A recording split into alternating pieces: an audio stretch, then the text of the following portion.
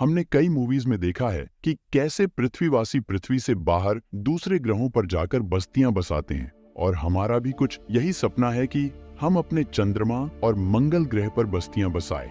लेकिन दूसरे ग्रहों या चंद्रमाओं पर बस्तियां बसाना अब सपना या साइंस फिक्शन नहीं रह गया है, बल्कि अब ये हकीकत होने वाला है। नासा के आर्टेमिस प्रोग्राम से इस नए दौर की शुरुआत होगी, और जब इस नए एरा की नींव रखी जाएगी, हम सब इसके साक्षी होंगे। साल 1978 से 1972 तक अमेरिका ने इंसानों को चांद पर उतारने के लिए कुल 9 मिशन किए, जिनमें से 6 मिशन सफल रहे। और इन मिशन के दौरान नील आर्मस्ट्रैंग सहित कुल 12 लोगों ने चांद की धरती को छुआ। और चांद पर आखिरी मिशन था अपोलो 17, जिसको साल 1972 में अंजाम दिया गया था। लेकिन उसके बाद से किसी भी देश ने चांद पर मानव मिशन करने की कोशिश नहीं की, और आज 50 साल का समय हो चुका है चांद पर आखिरी मानव मिशन को किए हुए। लेकिन अब इतिहास अपने आप को फिर से दोहराने वाला है, और चांद पर नए दौर की टेक्नोलॉजी के साथ एक नए एरा की शुरुआत होने वाली है। चांद पर किए जाने वाले आर्टेमिस प्रोग्राम का मकसद है साल 2024 तक पहली वुमेन और अगले माह को चांद की धरती पर उतारना, और चांद पर रिसर्च करने के लिए वहां पर साल 2028 तक आर्टेमिस बेस बनाना। वैज्ञानिकों ने चांद पर आर्टेमिस बेस बनाने के लिए चांद पर एक बहुत बड़े गड्ढे स्केलेटन क्रेटर को चुना है, जो कि 12 मील चौड़ा और 2 मील गहरा है। सोचकर देखिए कि मानव निर्मित एक बहुत बड़ा लूनर बेस इस गड्ढे के अंदर कल अंधेरे में होगा, लेकिन आखिर चांद पर लूनर बेस बनाने की क्या जरूरत पड़ेगी, और इसका आगे आने वाले स्पेस मिशन के लिए क्या इस्तेमाल होगा।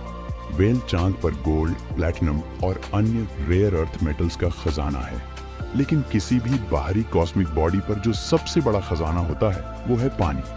अगर पानी को हाइड्रोजन और ऑक्सीजन में स्प्लिट करके सेपरेट किया जाए और हाइड्रोजन और ऑक्सीजन को लिक्विड में कन्वर्ट किया जाए, तो ये बन जाता है एक रॉकेट फ्यूल, जो कि स्पेस मिशन के लिए बहुत ही कारगर साबित होगा।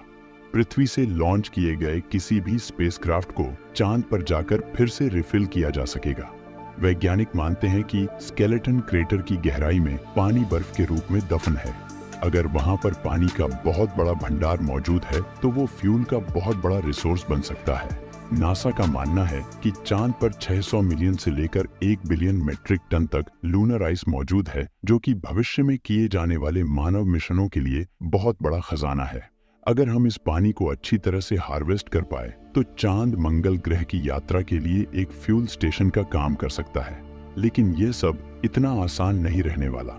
चांद पर लूनर बेस बनाने के लिए बहुत सी चुनौतियां का सामना करना पड़ेगा। आर्टेमिस प्रोग्राम के 4 मेन कंपोनेंट्स हैं। पहला है स्पेस लॉन्च सिस्टम रॉकेट यानी SLR, जो कि अभी तक का सबसे पावरफुल रॉकेट होगा, जो स्पेसक्राफ्ट को पृथ्वी से बाहर तक लॉन्च करेगा। दूसरा कंपोनेंट होगा ओरायन स्पेसक्राफ्ट, जो कि एस्ट्रोनॉट्स को चांद तक ले जाएगा। तीसरा कंपोनेंट होगा लूनर गेटवे।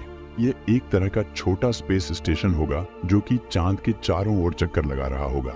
और इस मिशन का चौथा कंपोनेंट होगा ह्यूमन लैंडिंग सिस्टम, जिसकी मदद से एस्ट्रोनॉट्स चांद की सतह पर उतरेंगे, और ये सारे ही सिस्टम एक साथ ऑपरेट होंगे। चलिए अब जानते हैं कि आर्टेमिस प्रोग्राम को अंजाम कैसे दिया जाएगा।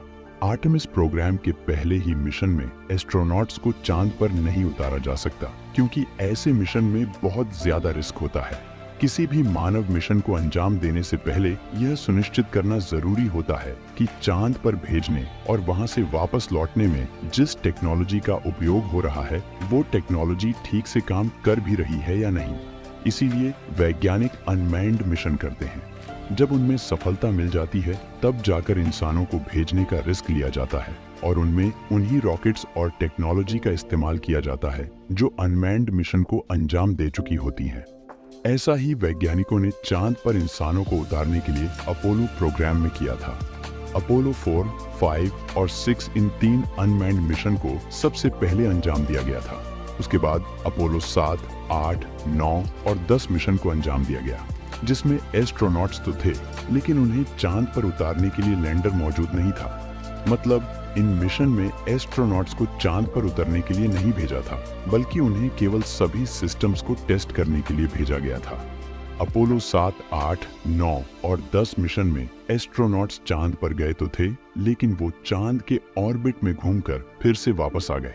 जब वैज्ञानिकों ने यह सुनिश्चित कर लिया कि अब वो इंसानों को चांद पर उतारने में सक्षम है, तब जाकर अपोलो 11 को लॉन्च किया गया और इंसानों को चांद की धरती पर पहली बार उतारा गया। ठीक उसी तरह से आर्टेमिस प्रोग्राम को भी अंजाम दिया जाएगा। आर्टेमिस प्रोग्राम के पहले फेज में 3 मिशंस किए जाएंगे, जिसमें आर्टेमिस एक टेस्ट फ्लाइट होगी, जिसमें SLS रॉकेट ओरायन स्पेसक्राफ्ट को लॉन्च करेगी, जिसमें कोई भी इंसान मौजूद नहीं होगा। इस मिशन का मकसद ये सुनिश्चित करना होगा कि एस्ट्रोनॉट्स को ले जाने के लिए जिस रॉकेट और स्पेसक्राफ्ट को इस्तेमाल किया जाएगा वो उनके लिए सेफ है या फिर नहीं। इस मिशन के दौरान 13 छोटे छोटे सैटेलाइट्स को भी लॉन्च किया जाएगा। आर्टेमिस 1 के बाद आर्टेमिस 2 को लॉन्च किया जाएगा। इस मिशन में 4 एस्ट्रोनॉट्स को लूनर ऑर्बिट में भेजा जाएगा और ये एस्ट्रोनॉट्स वहां पर चांद की परिक्रमा करते हुए 4 दिन बिताएंगे। उसके बाद फिर से वे घर वापस लौट आएंगे और उसके बाद आर्टेमिस 3 को लॉन्च किया जाएगा, जिसमें पहली बार एक वुमेन चांद की धरती को छुएगी और 50 साल के एक लंबे इंतजार के बाद फिर से चांद पर इंसान पहुंचेंगे। आर्टेमिस 3 को 2024 में लॉन्च किया जाना है। स्पेस लॉन्च सिस्टम यानी SLS को साल 2011 से ही डेवलप किया जा रहा है, जब नासा ने पहली बार आर्टेमिस प्रोग्राम को अनाउंस किया था। ये अभी तक का सबसे पावरफुल रॉकेट है और ये दुनिया का सबसे सुपर हैवी लिफ्ट व्हीकल है। ये इतना पावरफुल है कि एक 32 मंजिला इमारत को भी उछाल कर फेंक दे। और स्पेसक्राफ्ट को 3 पार्ट्स से मिलकर बनाया गया है, जिसमें से पहला है क्रू मॉड्यूल, जिसमें 6 एस्ट्रोनॉट्स रहकर काम कर सकते हैं और डीप स्पेस ट्रेवल कर सकते हैं। लेकिन आर्टेमिस 3 मिशन में केवल 4 एस्ट्रोनॉट्स ही चांद पर जाएंगे। इसका दूसरा पार्ट है सर्विस मॉड्यूल, जिसमें एस्ट्रोनॉट्स का लाइफ सपोर्ट सिस्टम मौजूद है। सर्विस मॉड्यूल का ही काम होगा क्रू मॉड्यूल में पर्याप्त प्रेशर और ऑक्सीजन बनाए रखना। साथ ही सर्विस मॉड्यूल में एक इंजन भी है जिसको डीप स्पेस में ऑपरेट किया जाना है। और ओरायन का तीसरा पार्ट है अबॉर्ट सिस्टम। इसका उपयोग मेली एस्ट्रोनॉट्स की सेफ्टी के लिए है।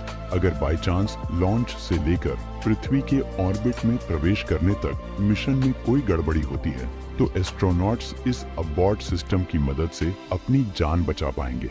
पृथ्वी के ऑर्बिट में एक बार ओरायन के पहुंचने के बाद लोड कम करने के लिए अबॉर्ट सिस्टम को हटा दिया जाएगा, क्योंकि अब ओरायन खुद ही सेफली अबॉर्ट कर सकता है। रॉकेट से अलग होने के बाद ओरायन स्पेसक्राफ्ट चांद की ओर गोली की रफ्तार से भी तेज गति से बढ़ेगा।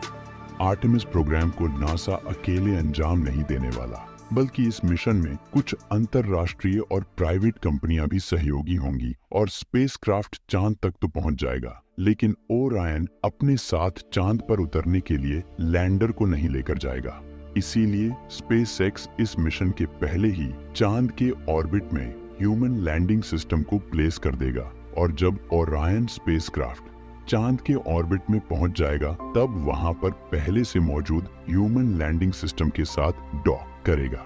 उसके बाद 2 एस्ट्रोनॉट और स्पेसक्राफ्ट में रहेंगे और 2 एस्ट्रोनॉट लैंडिंग सिस्टम में चले जाएंगे और दोनों एस्ट्रोनॉट लैंडिंग सिस्टम की मदद से चांद की धरती पर उतरेंगे।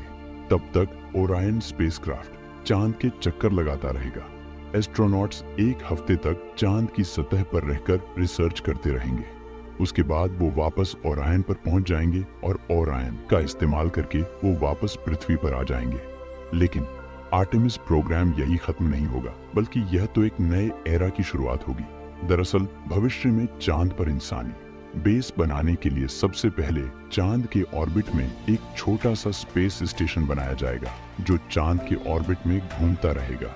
यह बिल्कुल वैसे ही होगा जैसे पृथ्वी के ऑर्बिट में इंटरनेशनल स्पेस स्टेशन घूम रहा है, लेकिन चांद के ऑर्बिट में बनाया गया स्पेस स्टेशन ISS की तुलना में बहुत छोटा होगा।